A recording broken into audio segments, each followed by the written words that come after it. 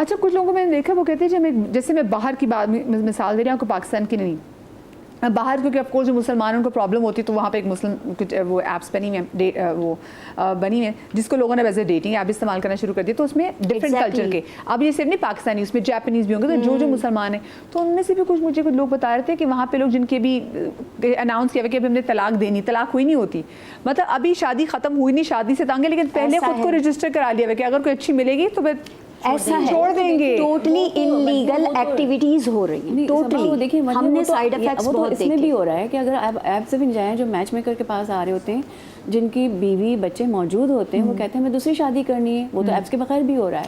ऐसा नहीं कि नहीं हो रहा, लेकिन बता रहे हैं, वो बता नहीं कर रहा है, वो एक अलग चीज है। नहीं तो आप क्यों कर रहे हैं? अगर आपको कोई नहीं बता रहा, आप शादी करने के लिए जा रहे हैं, कोई आप खेलने के लिए तो नहीं जा रहे ना। आपको चाहिए इन्वेस्टिगेशन करें, ये क्या बात हुई कि भाई मैंने शादी कर ली, उसकी दूसरी बीवी भी निकली। आई फील कि जैसे आपने फरमाया कि दोनों रास्ते हैं ना किसी भी चीज़ को इस्तेमाल करने के। मैंने खुद पिछले 2 सालों में 4 शादियां अटेंड की हैं जो ऐप्स के ज़रिए हुई हैं, ठीक है। लेकिन मैं उसके साथ साथ ऐसी लोगों से बात कर चुकी हूँ जो कहती हैं कि हमने बहुत ट्राई किया है, जो लड़के ऐप पे आपको मिलें और वीकेंड्स पे थोड़ा उनका कम्युनिकेशन लो जाए, समझ जाए वो शादीशुदा हैं, क्योंकि वीकेंड्स पे वो घर पे अपनी वाइफ के साथ होते हैं तो अपना फ़ोन नहीं यूज़ कर सकते। यानी इस तरह की चीज़ें लोग नोटिस कर लेते हैं और फिर वो कहते हैं कि अच्छा हमारा ख्याल है कि ये शादीशुदा है, क्योंकि वो बता नहीं रहे। और मैं तो कई ऐसी लड़कियों को जानती हूँ जो ये कह रही हैं कि पीछे से शादीशुदा निकलते हैं। कई ऐसे केसेस हैं कि हर दूसरा बंदा पीछे से शादीशुदा है लेकिन आगे से ये हो रहे हैं। हमारे पास जो है ना दूसरी शादी करने के लिए भी लड़कियां मौजूद हैं, पहली वाइफ होते हुए, ठीक है। हम तो सबको सीधा बोलते हैं। अच्छा, तो यार आपको झूठ बोलने की जरूरत नहीं है। अगर आप सेकंड शादी करना चाह रहे हैं, अगर सेकंड शादी करना चाह रहे हैं तो क्या आप उनसे कहते हैं, क्योंकि देखिए अब तो पाकिस्तान के लॉ में क्या पहली बीवी को पता होना चाहिए, तो आप उनको ये कहते हैं कि आपकी बीवी को पता है? पता होना चाहिए, पता होना चाहिए। हाँ, अगर कोई आपसे झूठ बोले कि हाँ भी मेरी बीवी को पता, तो नहीं ऐसा कैसे हो सकता है? लोगों को पता होता है कि अगर उनकी परमिशन है। मैं अगर अपना बताऊं तो मैं कहती हूँ आप अपनी वाइफ से बात करवाएं। हाँ, मेरे पास अभी लास्ट एक कॉल आई। हाँ, और उन्होंने मेरे आगे झूठा ना फूटे ना, वो वाली बात। हाँ, उन्होंने मुझे कहा कि मैं दूसरी शादी करना चाहता हूँ। पीछे से कोई 6-7 बच्चों की आवाजें आ रही थी, शायद एक दूसरे के ऊपर चढ़ के मार रहे थे, इतना शोर मच रहा था। मैंने कहा आपके बच्चे हैं? कह रही जी मेरे बच्चे हैं। तो मैंने कहा पहले कम बच्चे पैदा किए आपने, के बावजूद दूसरी शादी आपकी वाइफ एग्री है? कह रहे मेरी वाइफ एग्री है। मैंने कहा मेरी बात करवाएं उनसे। उन्होंने बात भी करवा दी। वो हंसे जा रही। मैंने कहा सीरियस हूँ, क्या कह रहे हैं ये? कह रही हाँ इनको शादी का शौक है, आप करवा दें। मैंने कहा देखिए ये कोई मजाक नहीं चल रहा, आपको साइन करके देनी पड़ेगी मेरे पास आके, क्योंकि कल आप ही होंगी बोलेंगी मैंने तो ऐसे ही कह दिया था। इस वक्त शुगल में आप कह रही हैं कि मेरी तरफ से इजाजत है, करवा दे। तो मैं तो प्रॉपर पेपर वर्क करती हूँ। कोई भी औरत खुशी से तो इजाजत देगी नहीं कि दूसरी शादी करनी चाहिए। बहुत सारे केसेस ऐसे जिसमें औरतें जो है बीमार हैं, मेडिकल इश्यूज, बच्चों की वजह से भी है। और बहुत सारे जो आपने शायद नोट किया होगा कि इंटीरियर साइड के जो लड़के होते हैं उनकी जो बेगमात होती हैं उनकी उम्र से ज़्यादा होती हैं, क्योंकि वो वट्टे सट्टे में आई हुई होती हैं। ठीक है ना। अभी वो यहाँ कराची में कंपैटिबिलिटी का इशू, फिर कराची में आकर वो सेटल हो जाते हैं, ठीक है, अच्छी जॉब भी मिल जाती है उनको और बड़े हाई फाई हो जाते हैं। अब उनकी जो बेगम है वो उनसे बहुत उम्र में ज़्यादा लगने लग जाती है, खुद तो कम उम्र होते हैं और लड़कियां तो वैसे हाँ शादी के बाद वो वैसी बड़ी बड़ी लगने हैं। अब वो क्या है, वो खुद फील करने लग जाते हैं। अब 4 लोग भी बोलते हैं यार तुम तो जवान हो, तुम्हारी बीवी तो बुढ़ी, तो वो कहते हैं अच्छा अब मैं दूसरी शादी कर लेता हूँ। अब वो दूसरी शादी करने के लिए लड़कियों को बाकायदा घर भी लेकर देते हैं और शादी करते हैं प्रॉपर तरीके से, तो चलता है। अच्छा हमारे पास जो आते हैं वो बताएं हमें, हमारे पास झूठ भी बोलते हैं बहुत लोग आके कि मेरी शादी नहीं हुई। आप लोग देखें ना, बहुत से जगहों पे लोग ये भी कहते हैं जो मैच मेकर्स एक तो फीस बहुत ज्यादा लेते हैं। हम कैसे पकड़ते हैं? हाँ, मैं एक केस आपको बता रही हूँ, ये जेन्युइन केस है। एक बंदे की मेरे पास कॉल आई, उसने कहा आप मेरी बहन हो, आप मेरी माँ हो, आप मेरे लिए रिश्ता देखो। मैंने कहा आपकी माँ बहनें कहाँ हैं? बोले वो सब गाँव में, उन्हें उर्दू ही नहीं आती बोलने, किसी पश्तो फैमिली से था। तो बोला बाजी मैं यहीं कराची में होता हूँ और कोरंगी की साइड पे मेरा पूरा फूड सेंटर है, सब चीज़ें हैं, मेरी माँ को उर्दू बोलनी नहीं आती है, बहनें भी वहीं शादी होके हो गई, तो आपको मेरी माँ और बहन बन के किरदार निभाना पड़ेगा। थोड़ा सा डाउटेड लगा शुरू में कि फैमिली में पीछे। मैंने कहा यहाँ कोई तो होगा आपका रिश्तेदार। उससे मिलवा दो मुझे, कि नहीं यहाँ हमारा कोई नहीं है, बस मैं ही आके कराची में बसा हुआ हूँ। मैंने कहा ठीक है, रजिस्ट्रेशन करवाएं। इन्होंने रजिस्ट्रेशन भी करवा दी, ठीक है। 2 दिन 3 दिन इन्होंने कहा मुझे प्रोफाइल्स भेजे, मैंने प्रोफाइल्स अब तो उसे आप वो आईडी कार्ड से भी निकाल सकते हैं ना क्या, एफआरसी या फॉरन निकलवा सकते हैं? अच्छा, मैंने प्रोफाइल्स इनको भेजी विदाउट पिक्चर्स नहीं भेजी बच्चियों की। इन्होंने कहा पिक्चर भेजे, मैंने कहा नहीं, पहले आप प्रोफाइल देखें, आपको मुझे समझ में आया, आपको किस तरह का प्रपोजल समझ में आ रहा है, किस तरह का नहीं आ रहा। कह रहे हैं ठीक है। 1-2 पे इन्होंने कहा, मैंने कहा पहले अपनी प्रोफाइल और पिक्चर्स वगैरह जो आपकी है मैं ये शेयर करती हूँ, अगर ओके आते, क्योंकि मैं खुद डाउटेड थी उस बंदे को लेके। लेकिन मुझे एक तरफ हो रहा था कि अगर वाकई में जेन्युइन मसला है और हम इसकी हेल्प ना करें तो ये भी गलत है, तो पहले देखना चाहिए। तो मैं उसको जज कर रही थी टोटल कि क्या वजह है, क्योंकि ऑफ कोर्स अब इतनी बड़ी जिम्मेदारी है भाई। ठीक है, अब वो बंदा 2 बजे तो है, लेकिन जिम्मेदारी है वो बंदा, मैं सिर्फ उसको जज करने के लिए उससे 2 बजे के टाइम पे भी मैसेज करके बात की मैंने कि ज़रा देखें प्रोफाइल आई है, पिक्चर के विदाउट भेजती थी। कि मैं उसको जज कर रही थी कि क्या ये फैमिली में मौजूद है, क्या है। उसने 2 बजे भी जवाब दिया, उसने 3 बजे भी जवाब दिया, कुछ चीज़ें मुझे बेहतर लगने लगी। 10 दिन बाद अचानक उसने मेरा नंबर ब्लॉक कर दिया, अचानक ब्लॉक कर दिया, जबकि रजिस्ट्रेशन दी हुई है, सब चीज़ें की हुई हैं। मैं हैरान थी कि ये नंबर मेरा ब्लॉक क्यों किया इस बंदे ने। फिर उसने मुझे किसी और नंबर से कांटेक्ट किया कि बाजी मैं जो है वो अपने घर आया हुआ हूँ, यहाँ नेट का मसला होता है, आप मुझे अभी कोई मैसेज नहीं कीजिएगा। मैंने कहा आपने तो नंबर ब्लॉक किया हुआ है, कि मैं आके आपसे कांटेक्ट करूँगा। तो वही फिर हाँ। तो ये चीज़ मुझे क्लिक की कि ये अब अपनी फैमिली में गया है, वहाँ होगी फैमिली इसकी, और ऐसा ही है। अच्छा, वो 1-1.5 हफ्ते बाद आया, उसने अपना वो नंबर ऑन किया और अब उसका वो पिछला नंबर ऑफ जा रहा था। ये चीज़ें क्लियर हो रही थी मेरे सामने। ये भी देखिए। मैंने उसको कहा, मैंने कहा आप जब गए थे, मैंने आपकी जो आपने मुझे NIC नंबर दिया था उससे पूरी वेरिफिकेशन निकलवाई है, जबकि ऐसा मैंने नहीं किया था। लेकिन मैंने उसको कहा मैंने वेरिफिकेशन निकलवाई है, आपकी पूरी फैमिली, बीवी बच्चे मौजूद हैं और वो आपके रिकॉर्ड में आ रहे हैं ये चीज़। अब क्लियर बोलें, वरना मैं अपने लीगल टीम को बिठाती हूँ आपके साथ।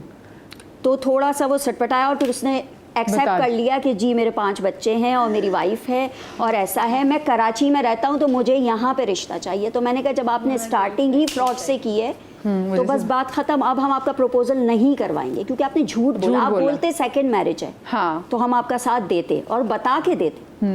देखिए ये बड़ी रिस्पॉन्सिबिलिटी। हमारा जो तरीक़ेकार है ना, हम करते हैं सीधा सीधा काम।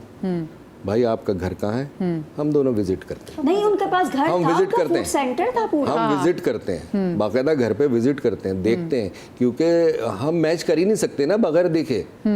अच्छा, पहले घर जाके देखते हैं, घर जाके देखेंगे ना कि उनका रहन-सहन कैसा है। दो लोग भी तो घर बदल लेते हैं, घर बदल लेते हैं ना, लेकिन हमें ऐसा शायद हमारे उसमें आया नहीं, क्योंकि हम लोग शुरू से इतने साल हो गए, हमने दोनों हस्बैंड वाइफ पहले उनके घर जाके मिलते हैं और हमारा भी घर में ही। अच्छा, मुझे रहन-सहन देखना होता है कि इस बच्ची का रहन-सहन कैसा है, इस बच्चे के लिए इसका मतलब है इतनी आप जांच पड़ताल लोगों को करके देते हैं कि अगर खुदा न खासा कल बोलने की जी देखिए आपने जहाँ रिश्ता कराया था और वो पीछे से ऐसा निकल आया, तो आप लोग ये तो नहीं कहते भी ये तो आप लोगों की भी जिम्मेदारी थी, या फिर आप लोग कहते हैं कि हाँ भाई? नहीं, बिल्कुल कहता हूँ मैं, क्योंकि इतनी तो आप लोगों की जिम्मेदारी। मैं अपनी बेटी अगर दे रहा हूँ तो ये मेरा फर्ज बनता है कि मैं उस बंदे की सही तरीके से जांच पड़ताल करूँ। लेकिन और भाई हूँ तो भाई का फर्ज बनता है। ये अब आप मेरे कहने पे दे देंगे यार, मैं कौन?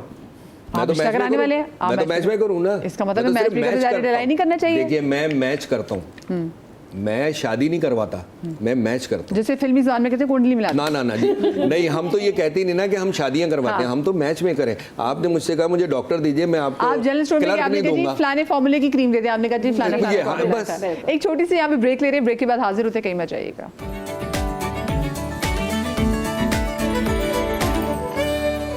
Welcome back after the break. क्योंकि आज हम बात कर रहे हैं कि अच्छे रिश्तों की तलाश जो है वो कैसे और क्यों कर मुमकिन हो। तो मैं ज़रा आपसे जानना चाहूँगी कि देखिए आप नफ्सियात समझती हैं, हमें नफ्सियाती पहलू से अगलों को कैसे हम परख सकते हैं, उनकी जांच पड़ताल कैसे कर सकते हैं? जैसे कोई आए, अक्सर लोग जो है वो पुराने ज़माने के लोग तो ये भी देख रहे होते हैं कि अच्छा लड़की चल के कैसे आई है, ये ठीक चलती है, लंगड़ा के तो नहीं चलती। अच्छा ये जो सर्व करिए, वो कहते हैं कि जो टेबल मैनर से पता चल जाएगा, जो ट्रॉली के मैनर उससे पता चल जाएगा कि इस लड़की को सही मतलब चाय बनाने की नहीं आती, सर्व करना कि नहीं आता। लेकिन ये तो अब पीछे रह गई चीज़ें आजकल। लेकिन अभी भी कुछ लड़कियाँ समहाउ, बल्कि इनफैक्ट मैं ये पहले जो आपसे पूछ रही थी कि जो ट्रॉली जो परेड होती है लड़कियों की, और जब आता है रिश्ता आता है वो एक बार देखता है, पसंद करता है, चले जाते हैं, और वो कुछ लोग पसंद नहीं करते और वो बेचारी इस ट्रॉली परेड का हिस्सा पता नहीं कई सालों से बनी होती है। ये आपकी नफ्सियात को कितना मुतासर करती है, और क्या ये फिर आपको एक अच्छा पार्टनर बना सकती है कि जो आप में इतना रिजेक्शन का खौफ आपके अंदर जब बैठ जाता है? तो हमारे पास काफ़ी बच्चियां आती हैं जिसमें ये trolley system is very traumatic, कि अगर वो बच्ची इतना वो एंजाइटी में चली जाती है कि अगर नेक्स्ट रिश्ता आया है तो वो इतनी एंशियस हो जाती है कि ये भी रिजेक्ट हो जाएगा। अब आप देखें ना, एक ट्रॉली का सिस्टम है, हमने देखा है। अब एक बच्चे को आपने तैयार थोड़ी किया हुआ है कि भाई ये इस तरह पब्लिक प्लीजर आपने इसको ट्राई किया कि वो उसको पता है मैंने सिर्फ सर्व करना है, मैंने लोगों को प्लीज करना है, तो उसकी पर्सनालिटी क्या होगी? उसकी वो जाहिर बात है, आप खुद सोचे जब आप एक तरफ उसको स्क्रूटनी का कर देंगे कि भाई सेंटर ऑफ अट्रैक्शन आप ही हो और आपको वो एक गुजरना है। आप खुद देखें, आप एग्ज़ाम में जा रहे होते हैं, आप किसी भी प्लेटफॉर्म पे जा रहे होते हैं, आपको एक एंजाइटी होती है कि मैं कैसे बोलूँगा, मैं कैसे परफॉर्म करूँगा। अब उसमें इतनी सारी आवाम बैठी हुई होती है और एक बच्ची को बेचारी को सही चलना, ट्रॉली पकड़ना जो उसने कभी किया नहीं है, ठीक है। और काफ़ी लोगों का मैं देखा रिहर्सल कराई आपको जाती पता है कि ये आपका ऐसे इम्तिहान आपके लिए जाएगा तो लड़कियों के हाथ तो बिल्कुल कांपेंगे, देखें चाय भी गिरेगी आप पे। यस, और रिहर्सल कराई जाती है। हमें तो कहीं पता चला है कि एक ज़माना होता था, अब तो कल्चर ख़त्म हो गया, अल्लाह का शुक्र है ख़त्म हो गया।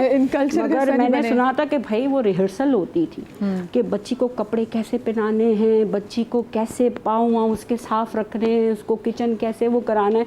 अब अल्लाह का शुक्र है ऐसा नहीं होता, क्योंकि जो आती मुझे याद है कि वो ना साथ एक छोटा बच्चा जरूर लेकर आती है कि इस बच्चे ने बाथरूम जाना, बच्चा करे नहीं जाना, उसने कहना मैंने लेके जाना है, बाथरूम चेक होता है। हाँ, बाथरूम का भी चक्कर लगता था। लेकिन जो ये आप ट्रॉली परेड के वाले से बात करें, ये वाकई बहुत ट्रॉमेटाइजिंग ये तो नुक्ताचीनी हो गई ना कि आप उसके सर से पैर तक नीचे हर चीज नुक्ताचीनी नहीं हो गई। ये एक्चुअली देखें, जो पीछे जो हमारी जितने बड़े थे वो ख़वातीन वो ये चीज़ें देखा करती थी।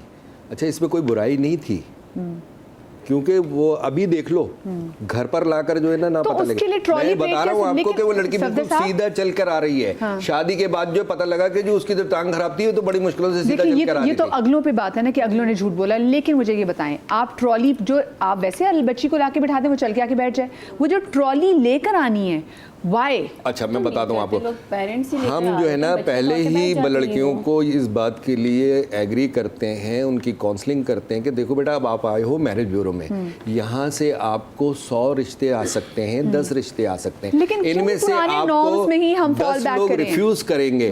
तो इसका ये मतलब नहीं और कि 15 को आप भी- आप- अपने आपने भी 15 आप को refuse करने दिल हैं, छोटा हाँ, हो कर लो, सकते हैं, हाँ। क्योंकि आपने भी 10 रिश्ते रिफ्यूज करने होंगे।